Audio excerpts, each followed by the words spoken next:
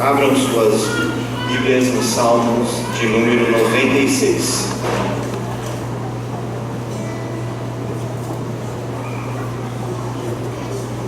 Diz assim a palavra do Senhor: cantai ao Senhor um cântico novo, cantai ao Senhor todas as terras, cantai ao Senhor, bendizei o seu nome, proclamai a sua salvação dia após dia, anunciai entre as nações a sua glória, entre todos os povos as suas maravilhas, porque grande é o Senhor e muito digno de ser louvado, temível mais que todos os deuses, porque todos os deuses dos povos não passam de ídolos, o Senhor, porém, fez os céus.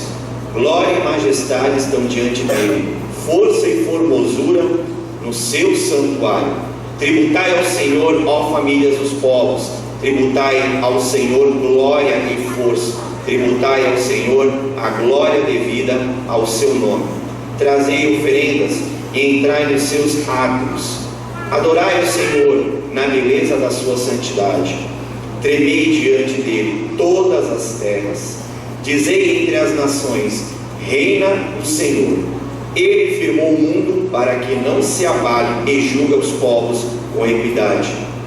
Alegrem-se os céus e a terra exulte, ruja o mar e a sua plenitude, fogo, o campo e tudo o que nele há. Regozijem-se todas as árvores do bosque na presença do Senhor, porque vem julgar a terra, julgará o mundo com justiça e os povos consoante a sua fidelidade. O Salmo fala de cântico, e nós precisamos lembrar que cantar é muito bom diante do Senhor, mas o louvor, ele também fala de música, ele também fala da nossa vida, ele também fala de prestar culto a Deus, e é o que nós estamos fazendo, prestando culto ao Senhor. E é neste momento que o Senhor também nos dá o privilégio de exaltar e glorificar o seu nome. Eu vou fazer uma oração de gratidão a Deus, tá? Momento de gratidão. Acho que às vezes a gente precisa pensar e agradecer a Deus por tudo que Ele tem feito, e os benefícios que o Senhor tem nos dado são muitos. Vamos orar, irmãos? Gostaria que durante a minha oração você recordasse das coisas que o Senhor tem feito na sua vida, as bênçãos que Ele tem derramado sobre a sua vida. Senhor, nós te louvamos, nós bendizemos o teu nome, te exaltamos, pois o Senhor é aquele que não dorme, aquele que não descansa, aquele que está todo dia nas nossas vidas, aquele que está acompanhando aquilo que tem acontecido conosco. Nós muitas vezes clamamos por justiça no meio dos homens, mas a tua palavra fala que a justiça vem do Senhor. Quem faz justiça nas nossas vidas é o Senhor, e Ele já fez justiça através da pessoa de Cristo Jesus na cruz do Calvário. Obrigado, Senhor, porque o Senhor tem sido bom para com as nossas vidas. O Senhor tem sido bom até nos momentos os quais as coisas têm andado bem, e muitas vezes o Senhor nos alerta, porque nós devemos enxergar e ver de que muitas vezes não é através da nossa vontade, mas as coisas acontecem através da vontade do Senhor. Assim como a tua palavra fala, se Deus quiser, as coisas irão acontecer.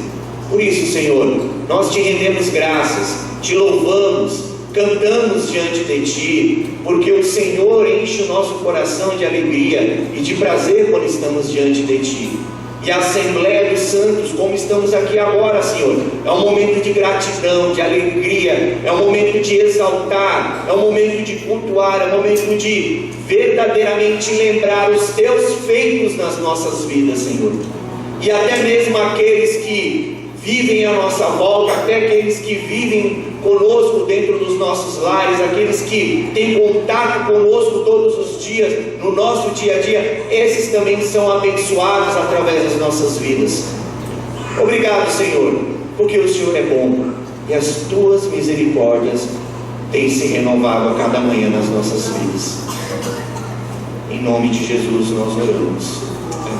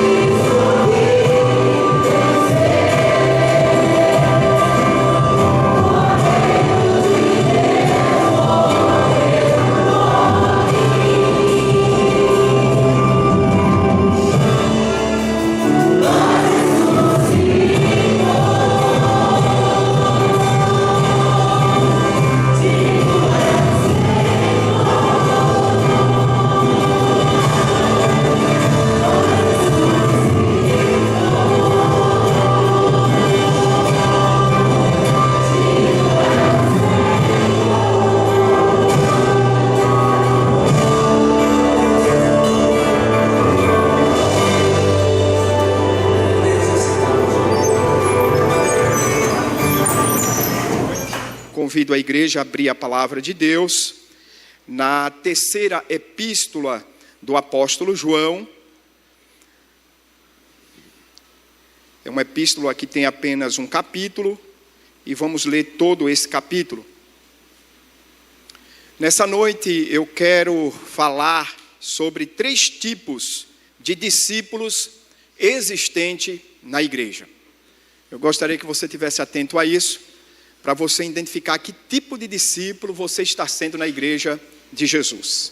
Diz assim a palavra do Senhor: o presbítero ao amado Gaio, a quem eu amo na verdade, amado acima de tudo, faço votos por tua prosperidade e saúde, assim como é próspera a tua alma. Pois fiquei sobremodo alegre pela vinda de irmãos e pelo seu testemunho da tua verdade, como tu andas na verdade. Não tenho maior alegria do que esta, de ouvir que meus filhos andam na verdade. Amado, procedes fielmente naquilo que praticas para com os irmãos, e isto fazes mesmo quando são estrangeiros, os quais perante a igreja deram testemunho do teu amor. Bem farás encaminhando-os em sua jornada por modo digno de Deus. Pois por causa do nome foi que saíram, nada recebendo dos gentios. Portanto, devemos acolher esses irmãos para nos tornarmos cooperadores da verdade. Escrevi algumas coisas à igreja, mas Diótrefes, que gosta de exercer a primazia entre eles, não nos dá acolhida. Por isso, se eu for aí, far-lhe-ei lembradas as obras que ele pratica, proferindo contra nós palavras maliciosas, e não satisfeito com estas coisas, nem ele mesmo acolhe os irmãos, como impede os que querem recebê-los e os expulsa da igreja. Amados, não imites o que é mal, senão o que é bom. Aquele que pratica o bem procede de Deus, e aquele que pratica o mal jamais viu a Deus. Quanto a Demétrio, todos lhe dão testemunho, até a própria verdade, e nós também damos testemunho. E sabemos que o nosso testemunho é verdadeiro. Muitas coisas tinha que te escrever, todavia não quis fazê-lo com tinta e pena, pois em breve espero ver-te. Então conversaremos de viva voz. A paz seja contigo, os amigos te saúdam, saúda os amigos, nome por nome. Que Deus aplique a porção lida de sua palavra em nossos corações. Vamos orar mais uma vez? Santo Espírito, rogamos que nesta noite seja servido ao Senhor, conceder a graça da edificação. Peço-te que o Senhor use a minha vida como canal de bênção para ministrar ao coração da tua igreja que se reuniu neste lugar. Abençoa cada vida que adentrou aqui. Fala poderosamente, conforme o conselho da tua soberana vontade. Concede esta graça e nos ajuda em Cristo Jesus. Amém. Glória a Deus. Meus irmãos, o discipulado, ele começa a partir do chamado. O discipulado começa a partir do chamado. E, biblicamente, nós temos o exemplo. Jesus é a base, ele é o modelo, ele é o fundamento para o discipulado. Ele institui o discipulado e ele chama quem ele quer discipular. Em virtude disso, Jesus chamou a princípio 12 homens. E nós podemos ver esse momento nos evangelhos, quando Jesus está chamando esses homens. Por exemplo, Pedro e André estavam pescando e Jesus chamou para serem pescadores de homens. prontamente eles respondem o chamado e eles seguem Jesus. Mais adiante, Jesus também vai chamar João e seu irmão, também vai chamar Mateus para ser discípulo, e ambos vão deixar o que estavam fazendo e vão seguir a Jesus. Após Jesus chamar os seus discípulos, ele vai treinar os discípulos. Ele treina os discípulos, prepara os discípulos e depois ele diz: ide por todo mundo e fazei discípulo, ou ide e fazei discípulo de todas as nações, batizando em nome do Pai, do Filho e do Espírito Santo. Os discípulos obedecem o chamado de Jesus. Após a ascensão de Jesus e o derramamento do Espírito Santo na igreja, esses discípulos são revestidos de poder, capacitados para fazer o que tinha que fazer. Fazer novos discípulos. Eles não foram chamados apenas para ficar sendo discípulos, mas muito mais do que isso. Para ser um discípulo que ia trazer outros discípulos, que ia chamar outros discípulos e preparar outros discípulos para a obra do Senhor, para que a obra continuasse. A igreja primitiva, ela entende isso muito bem. E essa igreja, ela vai fazer o chamado por meio da pregação do Evangelho, e os que são de Cristo respondem positivamente à pregação do Evangelho e recebe Jesus como Senhor e Salvador. O Espírito Santo se encarrega de santificá-los, de separá-los do mundo e de trazê-los para a presença de Deus, para que se tornem discípulos. Mas precisam de treinamento, e eles são treinados para ir para o mundo, e essa igreja está enviando pessoas ao mundo. Essa igreja envia discípulos ao mundo, e nós podemos perceber isso na missão que Paulo fez, alguns momentos que Paulo é enviado para pregar o Evangelho. O Evangelho alcança o mundo daquela época fora do contexto judaico. Esse Evangelho vai alcançando países, cidades e convertendo os corações, chamando pessoas, e essas pessoas vão vindo e sendo preparadas. O apóstolo João também é um desses que entendeu isso aí e fez como o Senhor o ordenou, para que ele chamasse outros discípulos para Cristo. E aqui no texto que nós acabamos de ler, a fala desse discípulo de Jesus é a fala de um homem que foi preparado e que preparou outros. É mencionado no texto nomes. Ele prepara outros discípulos para que se encarregasse de fazer o mesmo. Meus amados irmãos, o nosso discipulado só vai estar completo se nós entendermos essa verdade. Se entendermos que somos discípulos de Jesus, independente do contexto que estamos.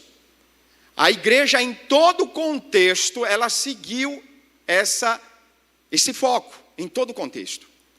Quando ela sai do contexto apostólico, ela entra no contexto dos pais da igreja. Quando ela sai do contexto dos pais da igreja, ela entra no contexto dos precursores da reforma. Quando ela sai desse contexto, ela entra num contexto de reformadores. E agora nós podemos dizer que a igreja está nesse contexto contemporâneo e ela deve continuar esse legado, essa missão. Discípulos que fazem discípulos e envia ao mundo. A igreja tem esse grande papel a desenvolver. Mas observe que mesmo a igreja entendendo isso e fazendo isso, pessoas que com a visão ofuscada adentram a igreja sem essa visão e não estão desenvolvendo esse discipulado dentro da igreja. E aqui é mencionado no texto uma pessoa como essa, que é exemplo de pessoas que estão dentro da igreja, mas em momento algum está desenvolvendo o discipulado cristocêntrico. Em virtude disso, nós precisamos pensar nessa noite em 3 tipos de discípulos existentes na igreja. O primeiro discípulo que vejo nesse texto é o discípulo Gaio. Ele é um exemplo de cooperação. Se você observar do versículo 3 até o versículo 8, o apóstolo João menciona o exemplo, a vida desse discípulo, como um discípulo cooperador. O apóstolo João apresenta para nós esse primeiro tipo de discípulo existente na igreja. Aqui temos o remetente, que é o apóstolo João, e o destinatário, que é o amado Gaio. Observe que João desenvolve um bom relacionamento como mestre, como professor, como aquele que preparou esse discípulo. E quando ele escreveu essa carta, ele está mostrando para nós esse relacionamento, quando ele se expressa o presbítero ao amado Gaio. Ele poderia dizer o apóstolo, né? O doutor na teologia, mas ele está usando uma linguagem de irmãos, de amigos, de pessoas que se relacionam bem, de pessoas que estão entendendo o verdadeiro foco do discipulado, e ele está se comunicando muito bem. Ele é o presbítero. No Novo Testamento, meus irmãos, nós encontramos 3 personagens com o nome Gaio. O macedônio, que foi acompanhante de Paulo na sua 3ª viagem missionária, conforme indicado em Atos 19, 29 e Atos 20, versículos 4 e 5. Existe também o Gaio de Corinto, batizado por Paulo, registrado em 1 Coríntios 1, 14, e também ele é mencionado em Romanos 16, 23. E o 3º Gaio aqui é mencionado pelo apóstolo João nesse texto aqui em tela. Então, observe que aqui nós podemos ver algumas características apontadas aqui pelo apóstolo João referente a esse discípulo. E eu quero mencioná-las aqui. A primeira característica que percebemos aqui é o amor mútuo. Esse irmão, ele desenvolveu o amor mútuo. Observe, aqui temos um relacionamento afetivo para com pessoas especiais. Observe que do versículo 2 ao versículo 5, João vai mencionar esse amor desenvolvido por Gaio, esse amor mútuo. A lição que tiramos neste exemplo é que quando o amor de Deus adentra ao coração de uma pessoa, o discípulo é capacitado para amar e ser amado. Então, esse amor vai ser recíproco, vai ser compartilhado em ambas as partes, e João está fazendo isso. Ele é o discípulo amado de João, e João também, consequentemente, é o seu professor e irmão em Cristo amado. Esse amor está sendo desenvolvido. Meus irmãos, se nós não vivermos esse princípio aqui, nós devemos rasgar a Bíblia e seguir as nossas próprias decisões, os nossos próprios conceitos.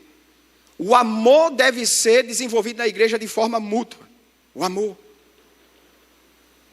Mas ele tinha também, o texto diz que ele tinha saúde espiritual. Será que nós podemos dizer isso nessa noite, que nós temos saúde espiritual? Saúde espiritual é ter uma mente limpa, sem nenhum peso, de que em momento algum estamos vivendo uma culpa por alguma coisa que fizemos, ou estamos fazendo. Gaio tinha saúde espiritual. João, ele vai usar 2 palavras para referir a Gaio. Primeiro ele vai dizer prosperidade, ele usa essa palavra, significa que o sucesso da vida de Gaio é recorrente do desenvolvimento da vida espiritual que ele tinha. Ele tinha um sucesso na sua vida espiritual porque ele aprendeu a desenvolver bem a sua vida espiritual.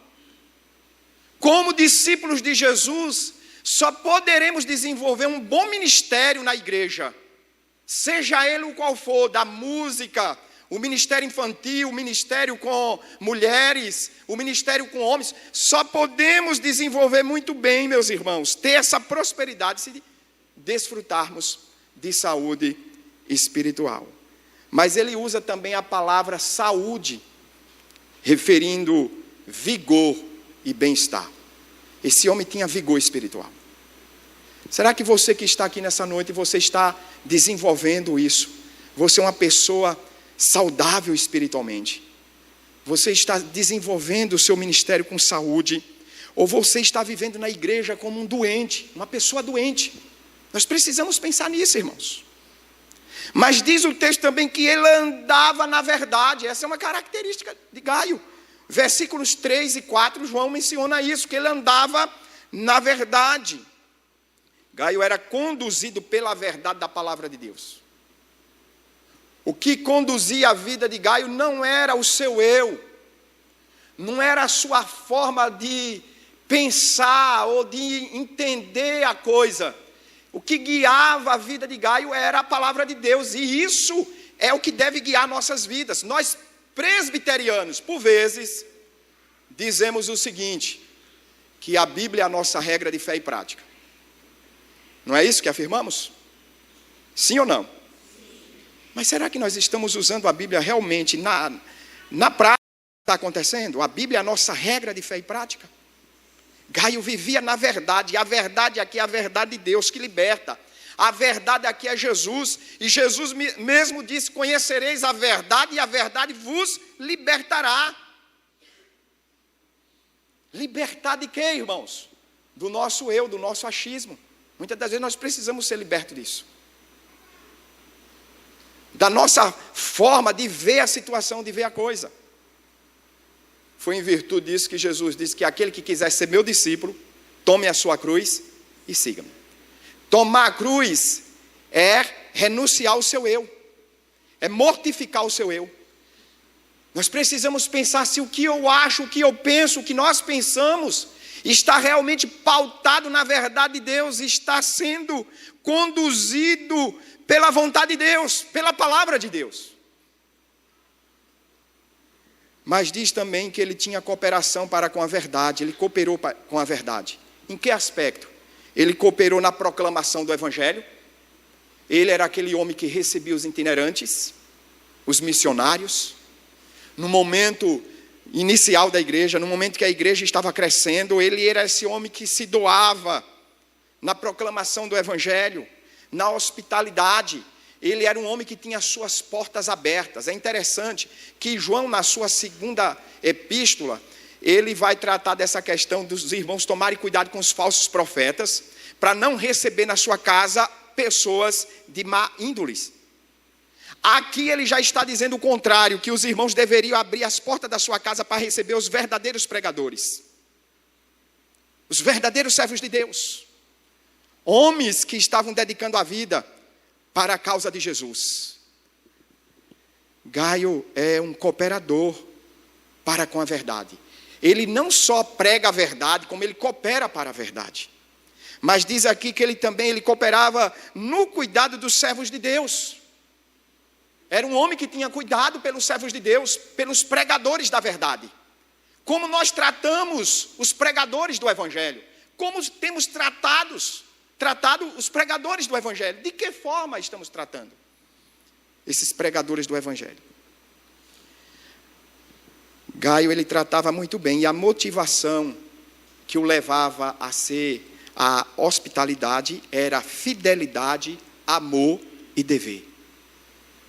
Isso motivou Gaio a praticar a hospitalidade.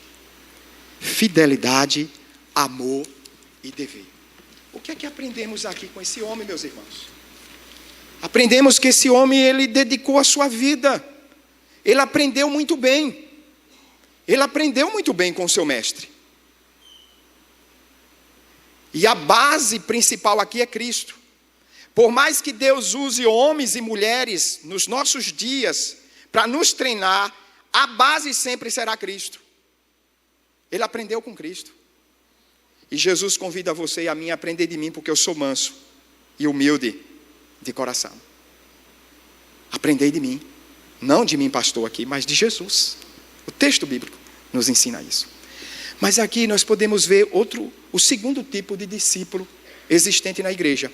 Diótrefes, um discípulo que traz prejuízo à igreja do Senhor. Do versículo 9 ao versículo 10, o apóstolo João vai mencionar alguns comportamentos desse discípulo. O comportamento de Diótrefes é tudo aquilo que não deve existir na vida de um verdadeiro cristão. Guarde isso para você. O comportamento de Diótrefes é tudo aquilo que não deve existir na vida de um verdadeiro cristão. E o que era que ele queria? Qual era o comportamento dele? João vai mencionar no versículo 9 que ele queria exercer a primazia. Ele é daquele tipo de cara que se acha o bom de tudo. Ele quer estar em primeiro lugar em tudo. E, se possível, ele passa por cima de tudo e de todos para exercer a primazia. Observe que João, no texto, vai dizer que ele nem recebia irmãos, os itinerantes, e impedia quem queria ser quem recebia. E ainda mais expulsava os novos que estavam vindo para a igreja, ele expulsava. As pessoas tinham que andar do jeito dele, do jeitinho dele.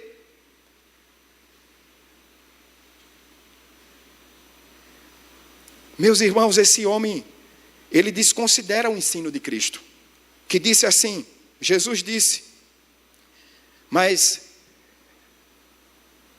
Jesus, chamando-os para junto de si, disse-lhes, sabes que os que são considerados governadores dos povos, têm-nos sob seu domínio, e sobre eles, os seus maiorais exercem autoridade, mas entre vós não é assim. Pelo contrário, quem quiser tornar-se grande entre vós, será esse que vos sirva. E quem quiser ser o primeiro entre vós, será servo de todos. Pois o próprio Filho do Homem não veio para ser servido, mas para servir e dar sua vida em resgate por muitos. Diótrefes desconsiderava esse ensinamento de Jesus. E o ensinamento de Jesus aqui, Jesus pontua aqui, se você quiser ser grande no reino de Deus, você tem que ser o quê? Servo. E servo de quem? De todos. Você quer ser grande no reino de Deus? Aí ele vai usar o próprio exemplo dele mesmo. Porque o Filho do Homem, pois o próprio Filho do Homem não veio para ser servido, mas para servir e dar sua vida em resgate por muitos. Na minha fala inicial eu disse que Jesus é o modelo do nosso discipulado. Se nós desconsiderarmos isso aqui, meus irmãos, não estamos sendo discípulos de Jesus. Podemos ser discípulo de João Calvino, podemos ser discípulo de qualquer outro historiador ou reformador, mas menos discípulo de Jesus. Ser discípulo, e podemos ser um discípulo de João Calvino, desde que a nossa base seja Jesus Cristo, nosso Salvador. Se Jesus Cristo não está sendo a nossa base, então qualquer outro mestre será em vão na nossa vida. Só vai ser informação intelectual, mas base espiritual não vai ter. Jesus deseja que nós o imitemos. Servir. Ele tinha a glória que tinha e que tem. Esvaziou-se da glória que tinha junto com o Pai. Veio aqui, humilhou-se, se revestiu de pele e osso humano. Serviu, morreu na cruz e deu o maior exemplo. Se você quer ser um cristão verdadeiro, genuinamente cristão, você tem que seguir esse mestre, Jesus Cristo. É o nosso modelo. Louvado seja o nome do Senhor. Mas observe que Diótrefes, ele queria exercer a primazia, ele nem recebe nem hospeda os obreiros do Senhor. Ele fazia comentários maliciosos, João vai dizer isso. E ele fazia isso contra o próprio apóstolo João. E quem era João? Um dos 12. Quem era João? O discípulo amado.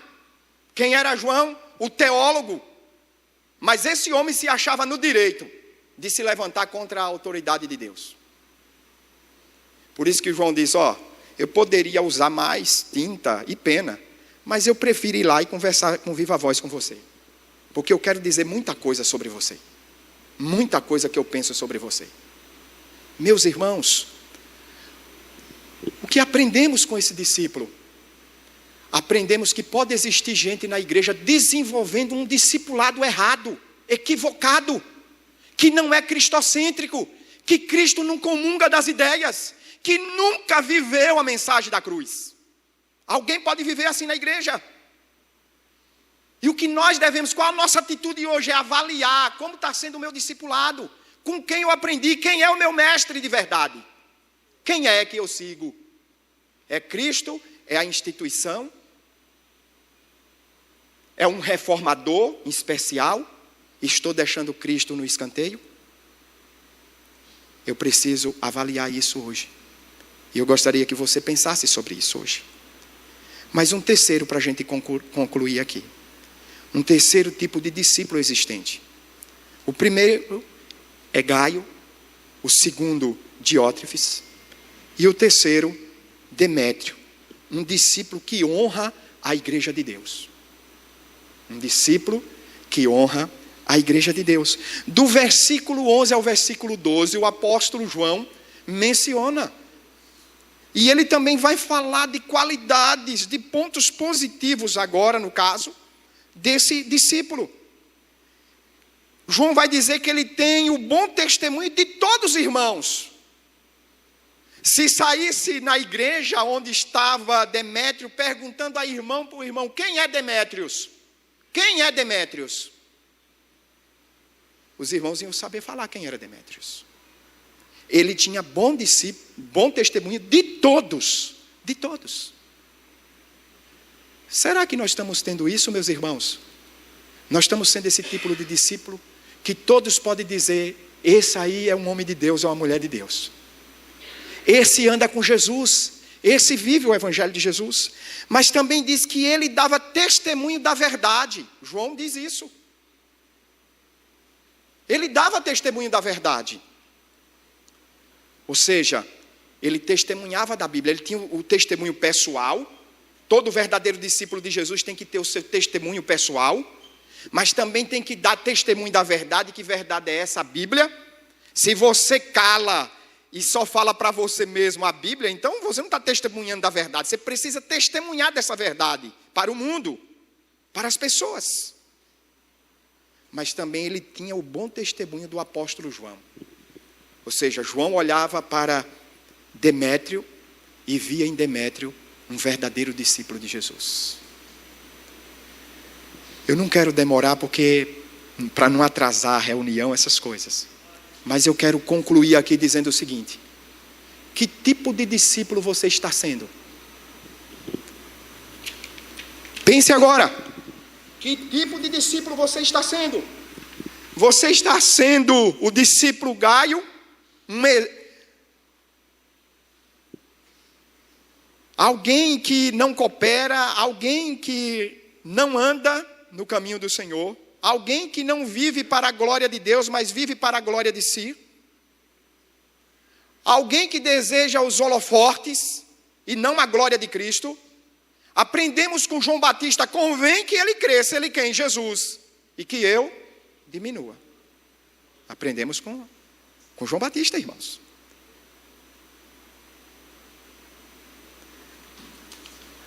Que tipo de discípulo você está sendo? Você está sendo Gaio, um exemplo de cooperação? Alguém que realmente entendeu o discipulado? Alguém que está vivendo para a glória de Deus e para o louvor de Deus? Ou você está sendo Diótrefes? Alguém que vive por conta própria? Ou você deseja ser como Demétrio? Alguém que honra a igreja de Deus? Meus irmãos, que Deus nos ajude, nos direcione, que Deus nos torne verdadeiros discípulos, que honra a Cristo, que vive para a comunhão da igreja, que propaga a unidade, que propaga a verdade sem interesses próprios, mas para a glória e o louvor do nosso Deus. Que Deus nos ajude a sermos verdadeiros discípulos para a glória e o louvor de Cristo. Vamos orar. Pai bendito, nós te louvamos e te agradecemos pela tua bondade, misericórdia, pela tua fidelidade, pelo teu imenso amor que nos alcançou, nos transformou, nos libertou, nos chamou, Senhor, para uma grande obra. Nos faz entender, Senhor, que a obra é tua, a obra é do Senhor. E os discípulos também são teus. É o Senhor que chama homens e mulheres para a sua seara. É o Senhor que treina e que usa pessoas também para treinar outros. Nos ajuda, Senhor, tão somente como discípulos de Cristo, nos submetermos à liderança de Cristo e nos achegarmos à cruz com temor e tremor para servir ao Senhor cada dia como o Senhor deseja. Trata com cada um, Senhor, começando pela minha vida. Mortifica o nosso eu. Não deixe que ele sobressaia. Não deixe, Senhor, que rivalidades, porfias, intrigas sobressaiam em nosso meio. Mas que o amor de Cristo, que excede todo entendimento, nos conduza, nos guie, Senhor, até aquele dia que estaremos na tua presença. É o que te pedimos, em nome e por amor de Jesus. Amém.